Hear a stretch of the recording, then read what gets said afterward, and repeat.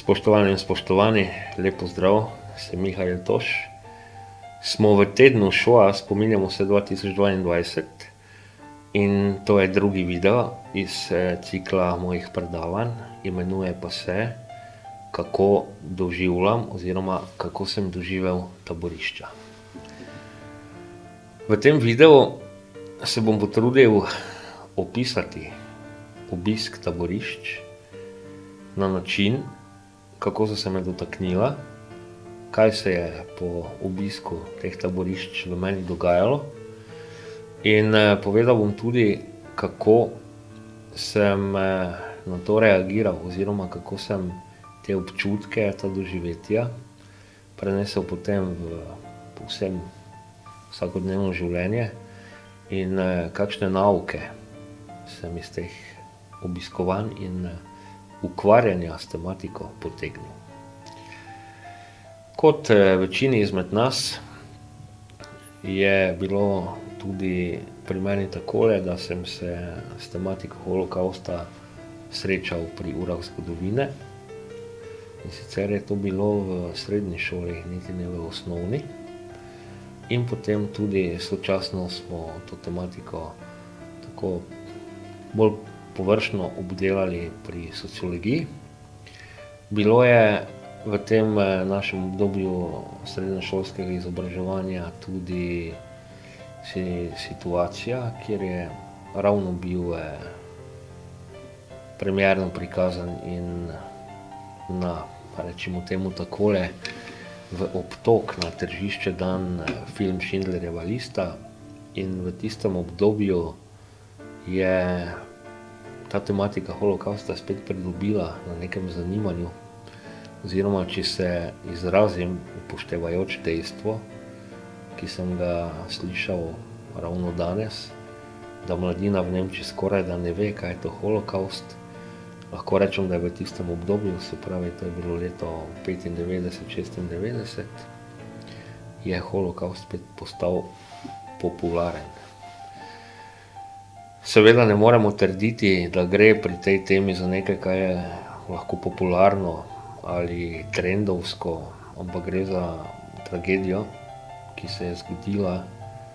Jaz trdim kot raziskovalec in avtor na tem področju, da je to samo pogojno zgodovinska tema. Samo pogojno zgodovinska tema je zato, ker leži zgolj 80 let nazaj in ker so vpleteni, ki so bili v ta genocid v bistvu potegnjeni, še danes med nami. Se pravi, še danes se je možno pogovarjati z živimi pričami, in ko to tematiko karakteriziramo za zgodovinsko temo, nam lahko tako povsem nehote pride pred oči tisti občutek, da pa je to nekaj zgodovinskega, kar je tam onkraj in se sploh ne dotika današnjega časa, drugače kakor po nekih muzejskih eksponatih in pač nekih ostankih, ki so tam ostali, se pravi v tem primeru taborišča in infrastruktura holokavsta. To seveda ni takole, zato še enkrat poudarim, holokavst ni zgolj zgodovinska tema, ampak je interdisciplinarna tema, kajti ko upoštevamo dejstvo povsem konkretnih empiričnih raziskav, da danes mladina zelo slabo ve, kaj to holokavst je, razume seveda še slabše, ne moremo kar tako pričakovati, da pa se je potem tudi naša civilizacija kaj iz zgodovine naučila, še posebej, ko je šlo za tako velik zločin, za tako veliko zlo, kot je bil holokavst in vse ostalo zraven. Ni šlo samo za genocid nad Judi, to moramo posebej poudariti. Med tako imenovane podljudi so spadali seveda tudi Sinti in Romi, Slovani in vse, kar ni bilo v skladu z določili in definicijami arijske rase, ki pa je produkt itak da zblaznele psevdoznanosti. In na tem mestu lahko dodam, da ta arijska rasa bi naj bila ostanek civilizacije Atlantide in bi naj bila superiorna glede na vse ostale. Zato tudi lahko vidite tiste scene merjenja premera glav in podobno s šublerji po domače in vse, kar se je iz te blaznosti razvilo. Podstat pa je bil okultizem, česar se bomo pa dotaknili v enem posebnem videu. Se pravi, kako sem doživel potem aktiven stik s taborišči in tematiko, ko sem na eni strani imel formalno pridobljeno znanje, na drugi strani ogled nekaterih filmov s to tematiko, potem pa lastna izkušnja. Prvič sem v taborišče šel 16., 19., 20. aprila 2005, še datuma se spomnim. Šel sem iz potovanja iz Beograda, kjer sem bil 16. in 17. Potem sem 18. na Ptuju prespal, 19. smo že bili v Nemčiji in 20. aprila smo potem obiskali Dahovsko taborišče. Če se prav spomnim in po logiki, je to bil torek. Bil je deževen dan in do tega smo prišli tako, da je eno noč prej bil prispevek po televiziji, da bo kmalu, to je potem bilo 1. maja 2005, 60. obletnica osvoboditve, in ker smo s kolegom spala v Münchnu, smo rekla, pa pojdeva še v Dachau jutri, in smo tudi šla. Kot rečeno, bil je siv turoben dan, tak povsem primeren za prvi stik s čim takim. In ko prideš tja, te seveda najprej tudi poudarim na tem mestu, da smo šla z ustrezno stopnjo pietetnosti. Nismo šla zjal prodajati ali se delati norca ali malo za foro. Šla sva z resnim namenom to videti. In potem seveda je tisti prvi stik, kaj te zanima, ko si tak prvič tam, pa še mlajši, seveda hočeš videti ta napis Arbeit macht frei. In potem tako Arbeit macht frei in seveda krematorij. In potem, tako ko se giblješ po tej lokaciji, se te začne dotikati. Tudi če nisi človek, ki ga zanima ezoterika ali pa neka alternativa, tam začutiš energijo. Začutiš energijo smrti, energijo uničenja in tisto brutalno sivino. Brutalno sivino, ki ti ne samo za čas obiska, tudi za čas po obisku, ker se naseli vate, potegne ven tisto lepo mavrično barvno življenje in te naseli z v bistvu eno travmo. Podoživiš travmo, če tudi nisi bil tam v tistem času, ampak pri vsem skupaj gre za zločin človeštva. In za zločin človeštva gre tudi zato, ker se s tem premalo intenzivno bavi. Se pravi, če kot človek veš, da se je nekaj takega zgodilo, to lahko danes povem po toliko letih ukvarjanja s tem, je tvoja dolžnost, da se poglobiš v vzroke in da iz tega potegneš ustrezne nauke. Kajti, če so v taboriščih umrli milijoni ljudi in se ti to kot človeku zdi, da se je to pač zgodilo njim in da se to tebe ne tiče, potem se s to energijo preloma civilizacije ne soočiš pravilno. To govorim sedaj zelo resno. Jaz poznam nekaj ljudi, ki so šli v ta taborišča tako malo s tistim posmehovalnim namenom, celo tudi nekako v današnjem času, da pa Hitler vendarle ni bil tako slab, da je nekatere stvari imel celo prav. Tega se bomo dotaknili malo kasneje. No in ti ljudje seveda potem te lokacije niso obiskali z ustreznim spoštovanjem in tistim odporom do dehumanizacije, ki se tam dogajala, ampak morda celo z nabiranjem neke inspiracije in občudovanjem, da pa je nekdo bil tako pogumen, da je do tega prišel, da je to dejansko uspel zorganizirati.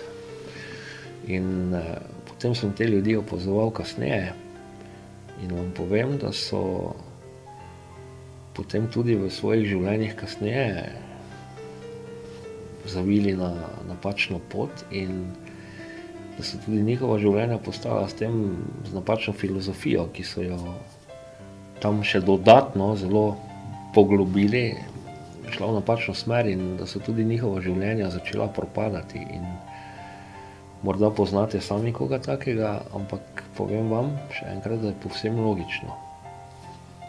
Na neko lokacijo, kjer so zaradi blaznosti neke skupine, ki se poimenovala arijska rasa, najprej veljali za Untermenše, veljali za nekaj manj in potem to plačevali tudi življenji.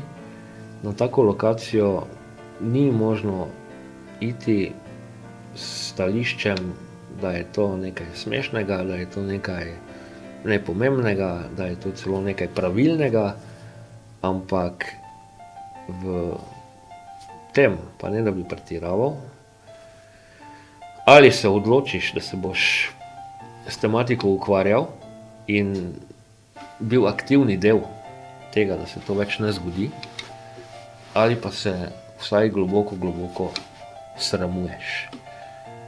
Nikakor pa se s to tematiko ne da poigravati, se ji posmehovati in celo vse skupaj poniževati ali relativizirati, da tako hudo pa že ni bilo. Je bilo. In še enkrat poudarim, preveč je v enem takem občem mišljenju, da je tu šlo pač za maščevanje nad Judi, ki so bili krivi za vse gospodarske težave. Ne.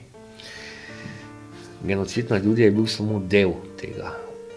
Arijska rasa je imela agendo, da je vse drugo, kar ni arijska rasa, in ta arijska rasa seveda iz psevdoznanosti izvira, da je vse drugo manj vredno in da je namenjeno bodisi, da se ubije, bodisi, da se zasužni in pokonča s konkretnimi genocidi, kot je bilo uplinjanje v plinskih celicah ali pa Vernichtung durch Arbeit, se pravi uničenje s suženskim delom. Tako dolgo, dokler boste živi, boste delali, ko pa boste zaradi muk in izčrpanosti umrli, pa boste sežgani, ker ste itak manj vredni oziroma celo nič vredni. In še enkrat polagam na dušo vsakomur, tudi če si v današnjem času pred oči vlečete, kako bi temu rekli, v bistvu niso teorije zarot, ampak videl sem namreč en memet, da bi naj za COVID krizo bila kriva zgolj farmacevtska podjetja in da so vodje vseh teh farmacevtskih podjetij, ki prodajajo cepivo Židje, ne Judje, in potem spodaj nekako slika tiste rumene zvezde, da pa so nacisti že takrat imeli prav, ker se danes pojavlja ista situacija.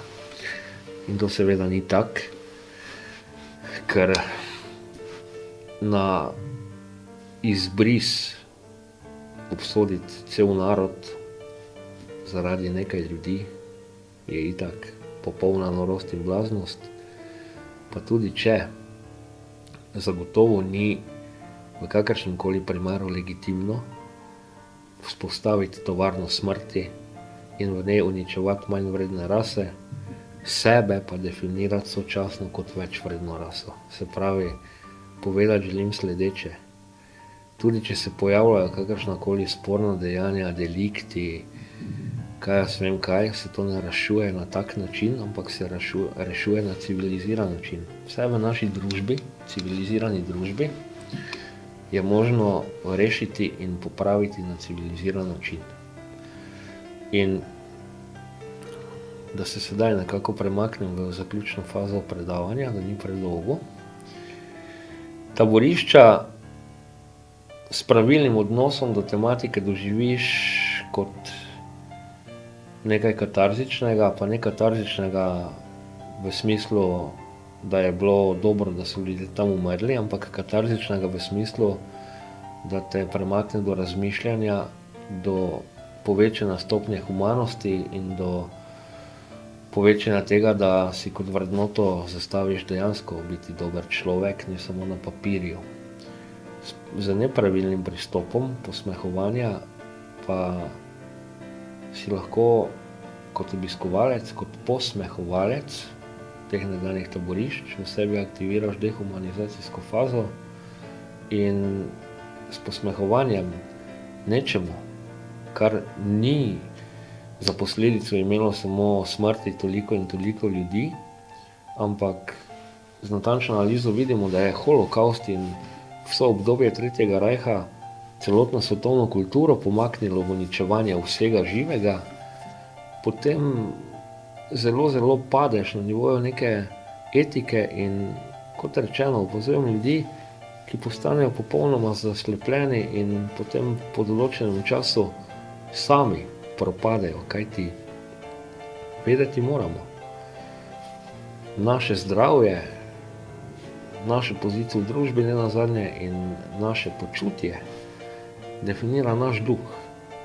In če svoj duh, v tem konkretnem primeru holokausta, usmeriš napačno smer, da prikimaš, da je bilo pravilno, da je to nekaj povsem logičnega in koristnega, takrat, če se izrazim po faustološko, ne da prodaš dušo hudiču, podariš mu jo, daš mu jo.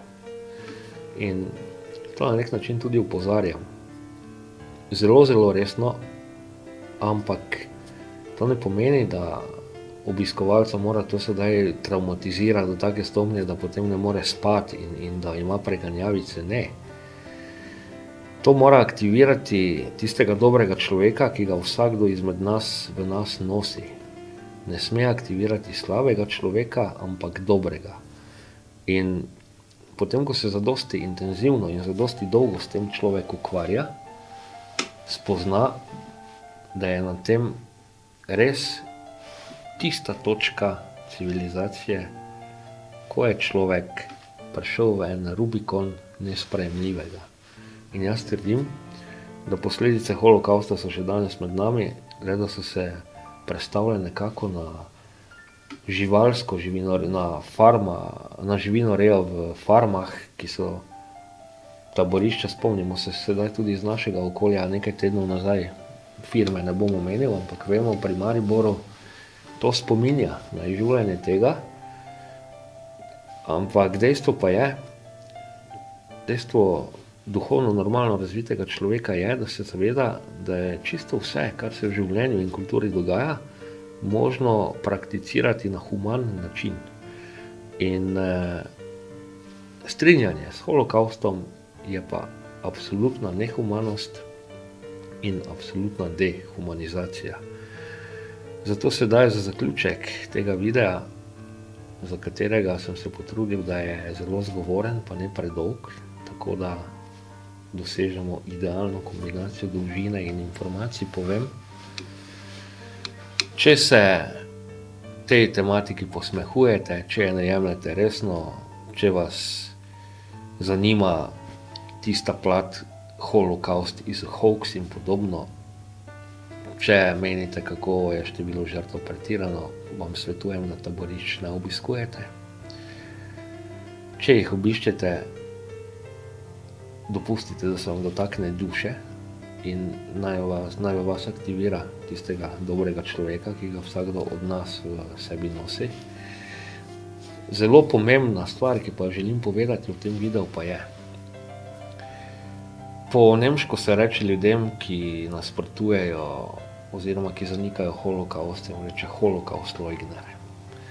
Sam povem, tudi če bi umrl zgolj en sam človek s tem motivom, ki ga je Rajh imel, je to že abotni zločin. Sploh ni vprašanje bistveno holokausta, ali je sedaj bilo pobitih 6 milijonov ljudi, ali jih je bilo pobitih 5 milijonov pa pol. En sam človek je preveč. In holokavst, Tretji rajh, je obdobje človeštva, ki prvič ni zgodovinsko tam onkraj, in je obdobje človeštva, kjer je človek dokazal, da je sposoben absolutne bestialnosti, in sedaj ljudje, ki smo na svetu zatem, po tem obdobju, ena izmed naših temeljnih dolžnosti je, da to katarzo aktivno realiziramo, da iz tragedij, ki so se dogajale, potegnemo smiselne in koristne nauke in da te nauke tudi širimo, da širimo znanje, širimo zavedanje in da se v enem delu sebe globoko sramujemo, tudi če nismo tisti aktivni storilci tega. Zgodilo se je in dolžnost katarze je dolžnost vseh nas in tudi tisti občutek sramu mora biti v vseh nas.